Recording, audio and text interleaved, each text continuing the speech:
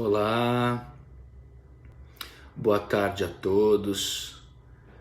É um prazer estar aqui de novo, transmitindo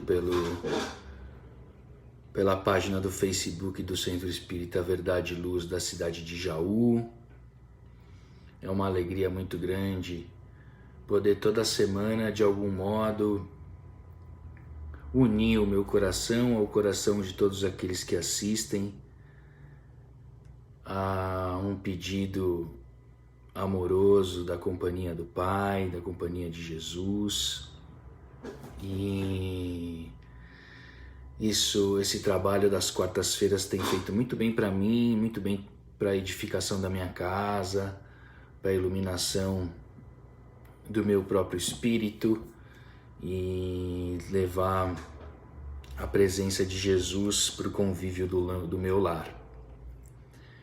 Então, eu queria mesmo era agradecer ao Centro Espírita, ao presidente André, por me permitir estar fazendo isso, porque, sem dúvida nenhuma, o maior beneficiado dessa prática semanal tem sido o meu espírito, o meu coração, a minha comunhão com Deus e a edificação da minha casa pela presença amorosa de Jesus, pela presença amorosa dos amigos espirituais que se fazem presentes lá.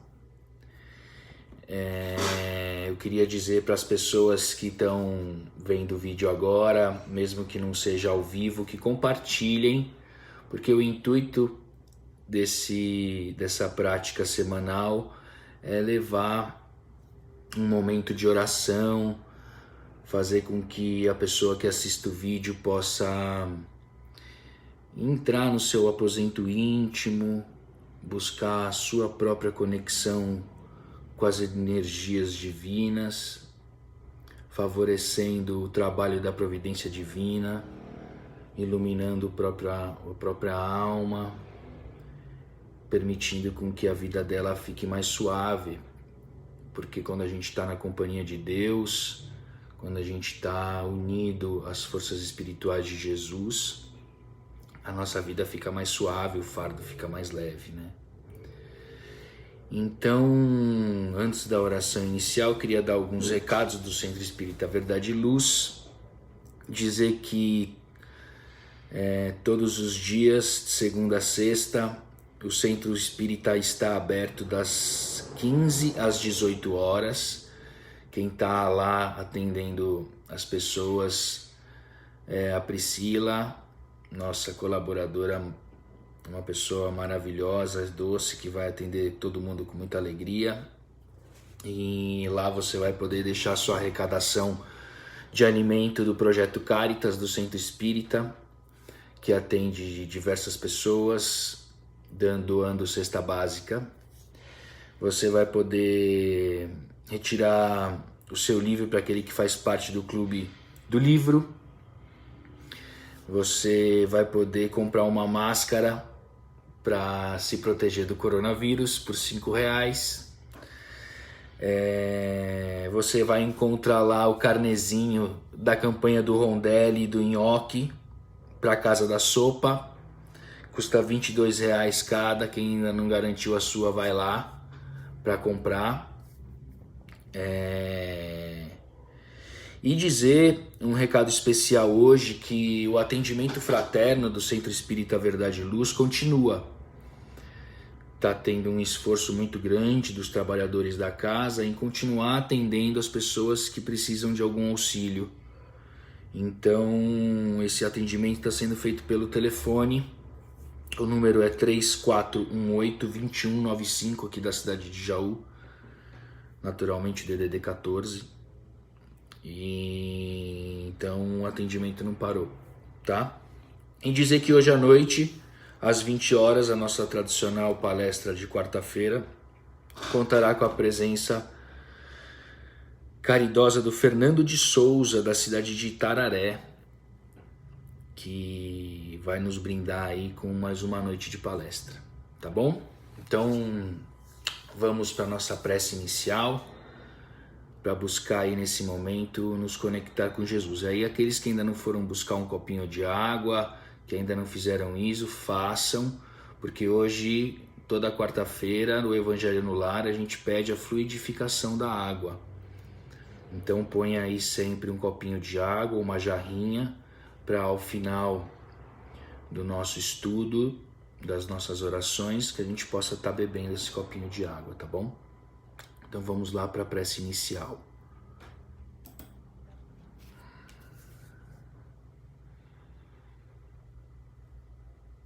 Mestre querido, Jesus, nosso amigo e companheiro de todas as horas,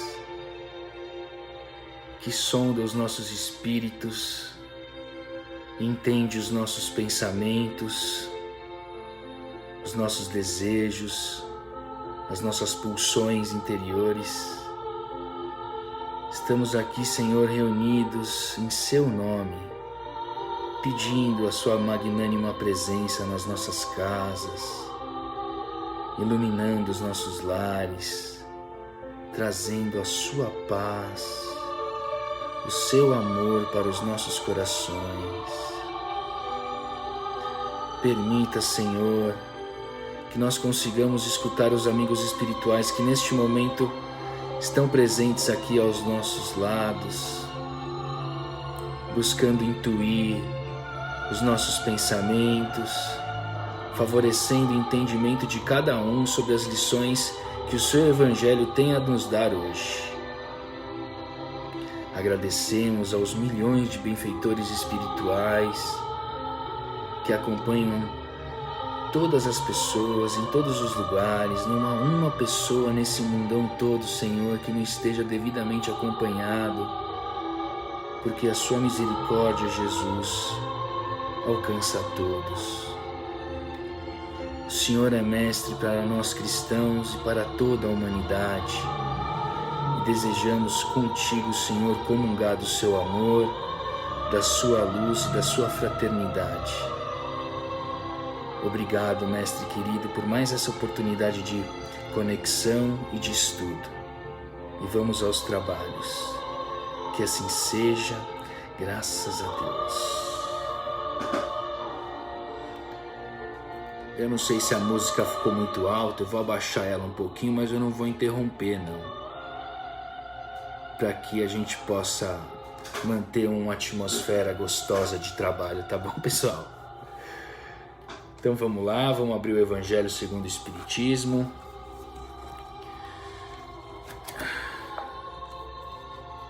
Vamos lá.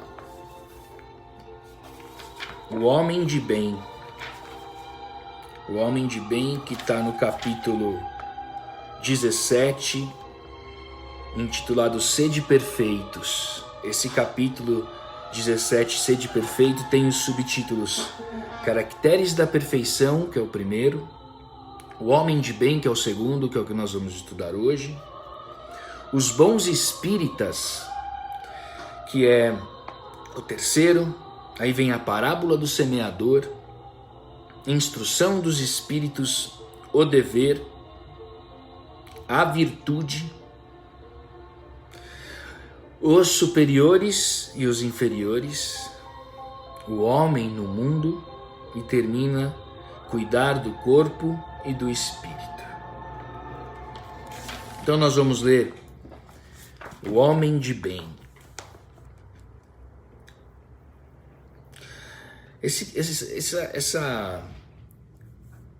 Esse capítulo ele é maravilhoso, porque a gente vai ver que se a gente quer transformar as coisas ao nosso redor, o mundo, a nossa sociedade, a gente precisa começar a nos transformar primeiro, a edificar o nosso templo interior. A gente precisa buscar, pelos ensinamentos do Evangelho, dar os passos corretos, controlar as nossas emoções, adequar os nossos desejos,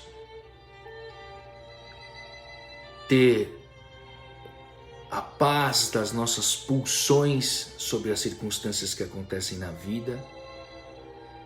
E esse capítulo, O Homem de Bem, vem mostrar o caminho que a gente pode percorrer para fazer isso. Então vamos lá. O verdadeiro homem de bem é aquele que pratica a lei de justiça, de amor e de caridade, em sua maior pureza.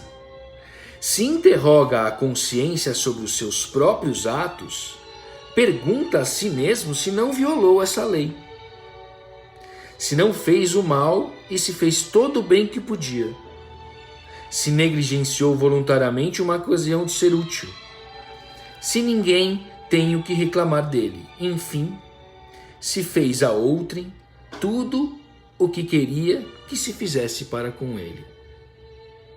É maravilhoso isso. Tem fé em Deus, em sua bondade, em sua justiça e em sua sabedoria.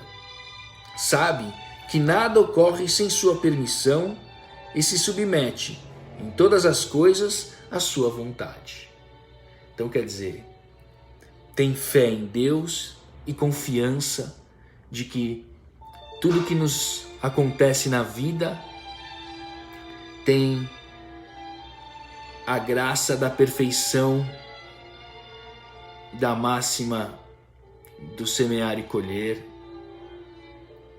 que é a lei maior em que nós estamos totalmente à mercê da bondade de Deus, que suaviza os passos tortos que nós temos. Então, ter fé em Deus, depositar nele a confiança das coisas na vida é ter o entendimento de que se aquilo está ocorrendo conosco hoje é porque Deus está controlando as coisas para o nosso bem. Daí o desespero, a angústia, o medo desaparecem, porque o Deus amoroso, misericordioso, bondoso está no controle da nossa vida. E aí ele continua aqui, para terminar isso, ele fala assim, tem fé no futuro. Por isso, coloca os bens espirituais acima dos bens temporais. Porque nós espíritas sabemos que estamos aqui para o progresso interior, que a vida na carne é uma lição, é uma escola, é uma faculdade. E que cada coisa que nos acontece para que a gente progrida interiormente. Então, tem fé no futuro que se dói hoje, cicatriza um rasgo que a gente fez anteriormente. E que a dor tem essa função de purificar a alma, trazer para a consciência culpada o bálsamo do próprio perdão. Sabe que todas as vicissitudes da vida, todas as dores, todas as decepções são provas ou expiações e as aceita sem murmurar. O homem, possuído do sentimento de caridade e de amor ao próximo, faz o bem pelo bem, sem esperança de recompensa, retribui o mal com o bem, toma a defesa do fraco contra o forte e sacrifica sempre seu interesse à justiça. Quer dizer, ama, sacrifica sempre o seu interesse à justiça, ao bem comum, ao equilíbrio. E isso é a expressão de amor superior que o Evangelho de Jesus nos ensina e que ele, nos passos que ele deu como guia e modelo, nos ensinou. Encontra satisfação nos benefícios que derrama, nos serviços que presta, nos felizes que faz, nas lágrimas que seca, nas consolações que dá aos aflitos. Seu primeiro movimento é de pensar nos outros antes de pensar em si, de procurar os interesses dos outros antes do seu próprio. O egoísta, ao contrário, calcula os lucros e as perdas de toda ação generosa. Eu nem vou ficar falando do egoísta aqui. Vamos falar do bem, do amor que essa passagem nos dá, nos ensina. Então, encontrando satisfação em servir, a gente ganha uma felicidade muito diferente daqueles que buscam os gozos terrestres, as satisfações materiais. Abre mão das próprias coisas, pensando no bem maior, no bem comum. Ele é bom, humano e benevolente para com todos, sem preferência de raças nem crenças, porque vê irmãos em todos os homens. Ele é bom, humano e benevolente para com todos. Quer dizer, o homem de bem, ele é bondoso e não bonzinho. Porque o bonzinho oscila. O bonzinho é aquele que vive sobre o fruto das próprias paixões. Então ele tem momentos em que ele está bem, em que a bondade ocupa o coração dele, então ele consegue, sendo bonzinho, exercer a caridade, exercer a benevolência. Só que ele só faz com aqueles que ele gosta, ou com alguns poucos selecionados. E pior, quando ele não está bem, ele nem bonzinho é, ele é mauzinho. Pratica coisas ruins, a iniquidade. O bondoso não. O bondoso é equilibrado e trata todo mundo de modo igual. Pratica a justiça, o equilíbrio. Quando faz por um, faz por todos. Quando pratica o bem, é porque esse bem já está dentro do coração dele, enraizado. Então, os frutos dessa planta enraizada servem a todos. A sombra da árvore do amor que ele construiu dentro dele vai beneficiar todas as outras pessoas, não só um ou outro como bonzinho. Respeita nos outros todas as convicções sinceras e não lança o anátema àqueles que não pensam como ele. Aí eu queria falar um negócio para nós, puxando sardinha pro lado espírita. Então, se tiver alguém aí, amigo e amiga, que não seja espírita, esteja acompanhando as nossas reflexões, a gente queria dizer para você que a gente te respeita e que a gente não quer te convencer a nada. A gente não quer que você vire espírita.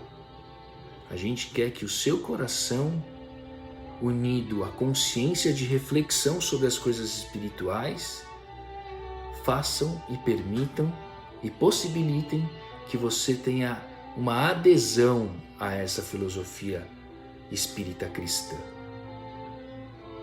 Porque o espiritismo, ele não vem negar o que as outras religiões falam, ele vem expandir o entendimento. Por exemplo, a gente trata das coisas do mundo material e das coisas do mundo espiritual. E a gente explica pelas lições dos espíritos codificadas por Kardec que tanto o mundo material quanto o mundo espiritual fazem parte da natureza. A natureza que expressa o caráter de Deus, que é a inteligência suprema, amor infinito, caridade infinita. Então, que dá a todos os homens e a todas as pessoas a mesma possibilidade, permitindo, por ser um ser imutável, que as regras sejam sempre as mesmas. Portanto, para nós espíritas, é fácil explicar a diferença da vida das pessoas, porque uns ficam muito ricos e outros muito pobres, porque os maus prosperam, enquanto muitas pessoas boas, bondosas, continuam com dificuldade. Por que nascem pessoas com defeitos físicos, mentais, enquanto outras nascem perfeitas? Porque tudo isso está inserido numa regra divina que expressa um Deus que construiu tudo justo e perfeito. Não existe nada que não tenha um equilíbrio absoluto. E para melhorar tudo isso, gente costuma ensinar nas casas espíritas que Deus é o ser mais bondoso que existe e que ninguém fica fora da misericórdia divina. E que basta um gesto de amor seu, meu, um gesto de caridade para apagar da marca que está entranhada na nossa alma o passinho errado que a gente deu para com o próximo. Então vamos continuar. Em todas as circunstâncias, a caridade é o seu guia. Diz a si mesmo que aquele que leva prejuízo a outrem por palavras malévolas, que fere a suscetibilidade de alguém por seu orgulho e seu desdém, que não recua à ideia de causar uma inquietação, uma contrariedade, ainda que leve, quando pode evitá-lo, falta ao dever de amor ao próximo e não merece a clemência do Senhor. Quando ele fala da clemência do Senhor, ele não está se referindo a um Deus colérico, mas está se referindo a que você, com esse desdém, com esse orgulho, desequilibrando as próprias ações, vai ter que galgar passos, às vezes pela dor, para reequilibrar isso, matando o próprio orgulho, tirando o desdém dos seus sentimentos. Não tem ódio nem rancor, nem desejo de vingança. A exemplo de Jesus, perdoa e esquece as ofensas, e não se lembra senão dos benefícios, porque sabe que lhe será perdoado como ele próprio houver perdoado. Então tá lá na oração do Pai Nosso, né? Nós perdoamos a quem nos tem ofendido. Nos perdoai, né? Assim como nós perdoamos a quem nos tem ofendido. Então, com a mesma régua com que nós medimos os outros, nós seremos medidos. Então, se a gente não melhorar a régua e buscar ter uma régua como a régua de Jesus, cujas medidas são as medidas do amor, da misericórdia, da bondade, se a gente tiver uma régua que mira o ódio, a raiva, a falta de perdão, com essa mesma régua nos julgarão. E haverão situações em que elas serão utilizadas, porque nós, ambientando pelas nossas vibrações um mundo de ódio, de raiva, de desdém, vamos encontrar essa mesma coisa. É indulgente para com as fraquezas alheias, porque sabe que ele mesmo tem necessidade de indulgência. E se lembra dessas palavras do Cristo: aquele que está sem pecado, que atire a primeira pedra. Portanto, quando o irmão o ofende, ele sabe que é porque ele ainda não compreendeu o valor do amor e que ainda usa os recursos da agressividade para tentar buscar a energia para a sustentação do seu próprio ser, mas é uma energia perigosa, porque aquele que com ferro fere, com ferro será ferido. E sabe que nós estamos em construção interior, que nós somos pecadores, que nós erramos. Então, se a gente erra, quanto mais querer julgar o erro dos outros. Antes de querer tirar a trava do olho do outro, tire a trava do seu próprio olho. Não se compraz em procurar os defeitos alheios, nem em colocá-los em evidência. Se a necessidade a isso o obriga, procura sempre o bem que pode atenuar o mal. Estuda suas próprias imperfeições e trabalha, sem cessar, em combatê-las. Todos os seus esforços tendem a poder dizer a si mesmo no dia de amanhã que há nele alguma coisa melhor do que na véspera. Porque todos nós temos um lado obscuro, porque nós vivemos num mundo de provas e expiações. Nós estamos aqui para edificar o nosso interior. E ninguém se desencarcera se não se sentir encarcerado. Então, se você não ver em você mesmo as suas mazelas interiores, como que você vai trabalhar com elas? Portanto, volte o seu olhar para como você se relaciona com o mundo. Quando você for trabalhar as coisas com alguém, for ter troca com as pessoas e pelas circunstâncias, observa como você faz isso. Vê se você não faz com cólera, vê se não é a vaidade, se não é o orgulho, se não é o ciúme que está por trás da sua forma de agir. Busque enxergar a si mesmo, porque só assim você vai se pacificar. Não procura fazer valorizar nem seu espírito, nem seus talentos às expensas de outrem. Aproveita, ao contrário, todas as ocasiões para ressaltar as vantagens dos outros.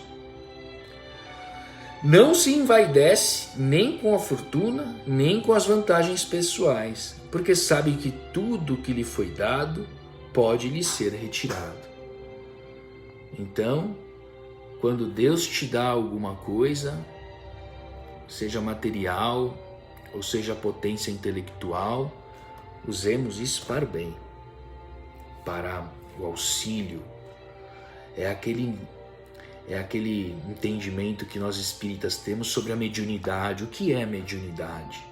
Mediunidade é uma força dentro de nós que nos possibilita a comunicação com o mundo espiritual para servir, para trabalhar, para ajudar ao próximo. Então a gente encontra no mundo pessoas que usam a mediunidade para o próprio bem ou para a satisfação de caprichos. Não é aquilo que ensina a nossa doutrina.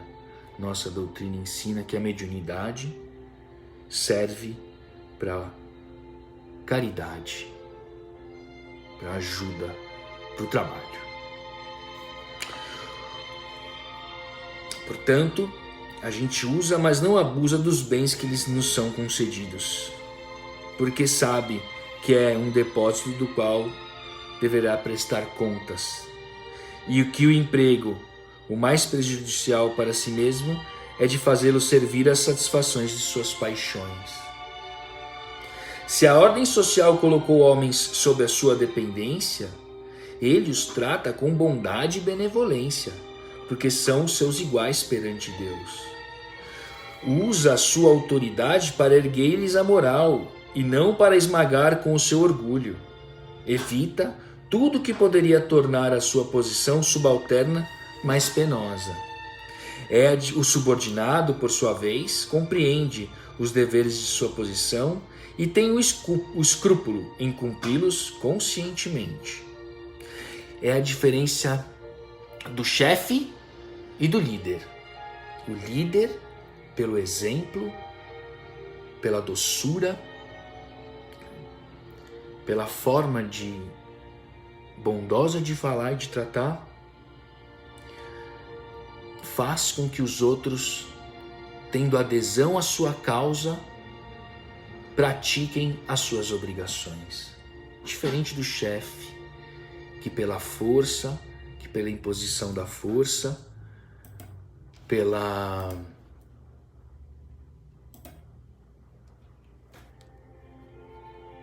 cólera, impõe o dever ao outro. E para terminar, o homem de bem, enfim, respeita os seus semelhantes, todos os direitos dados pelas leis da natureza, como gostaria que os seus fossem respeitados.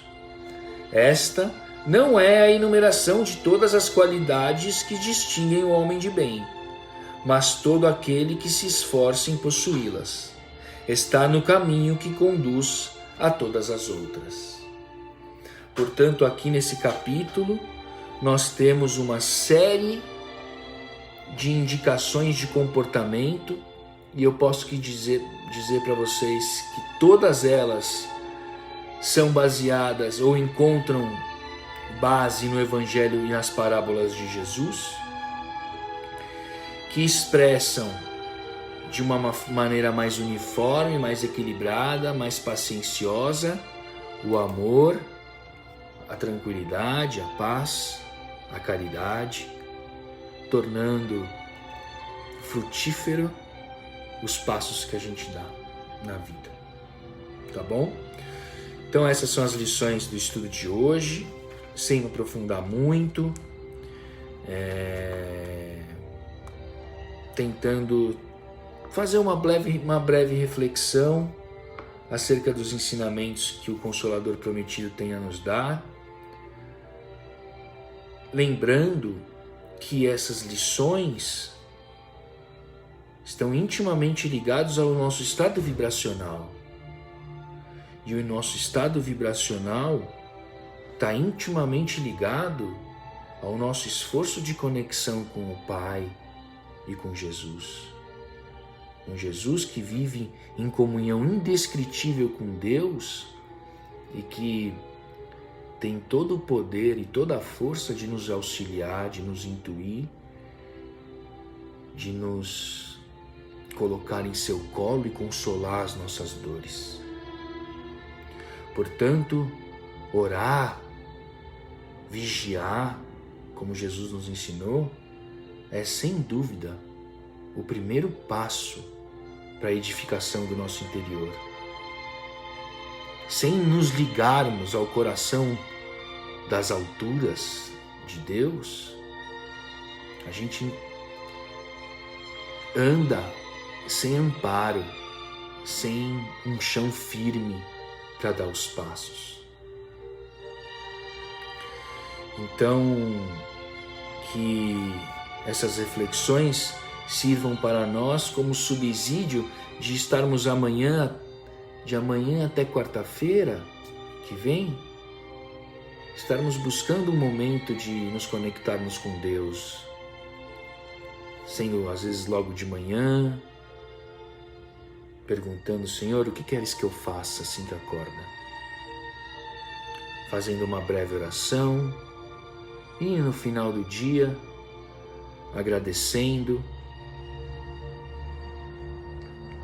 buscando a companhia espiritual de luz para a edificação do nosso sono. Tá bom? Então, vamos à prece final para terminar o nosso estudo de hoje. Vamos agora, cada um de nós, nos voltarmos para o nosso aposento íntimo mais uma vez, buscando nos conectar ao coração magnânimo de Jesus, que através dos esforços dos amigos espirituais está presente dentro das nossas casas, iluminando os nossos espíritos, iluminando cada cômodo das nossas casas, tocando o espírito de todos que lá aqui habitam. Mestre querido, frutifique em nosso coração a vontade do amor, a vontade da caridade. Permita com que desejamos cada dia mais o bem comum, o auxílio aos necessitados. Faça com que expressemos dentro das nossas casas a boa vontade para com os corações mais afetos, que muitas vezes em dificuldade exigem de nós uma paciência maior, uma vontade, às vezes, de atingir os nossos espíritos. Não permita, Senhor, que fechemos os olhos para o entendimento que é alguém que necessita ainda mais de amor. Pedimos, Senhor, humildemente, por aqueles que se encontram em luta consigo mesmo, nas batalhas interiores entre o bem e o mal, que eles possam, Senhor, sentindo, ainda que seja uma fagulha de amor, a sublime energia de Deus dentro de si, encontrando subsídios para darem uns passos melhores, frutificando as próprias ações, elevando as suas almas, aproximando seus corações a Deus, favorecendo o trabalho da providência divina.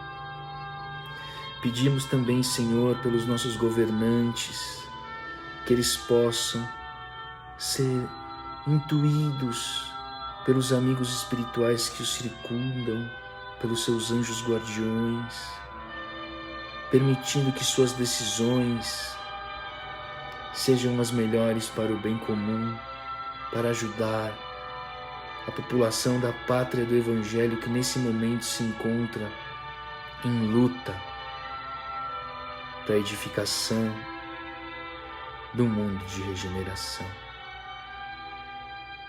Pedimos também pelos amigos espirituais em todas as colônias que têm recebido os espíritos que estão desencarnando por conta dessa pandemia e por outros motivos, que eles encontrem força no seu amor, que sejam resignados na luta e que amparem esses irmãos, ainda que estejam neste momento em sono profundo.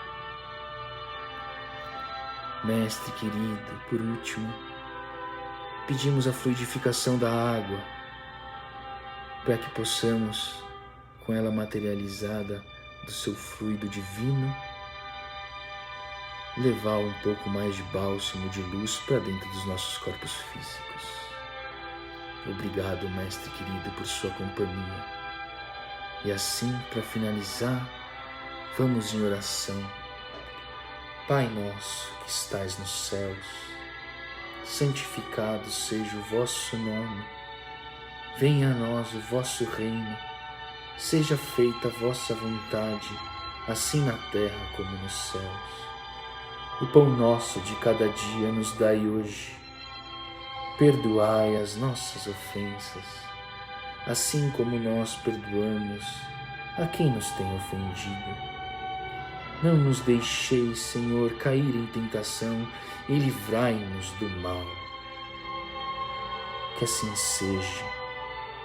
Graças a Deus.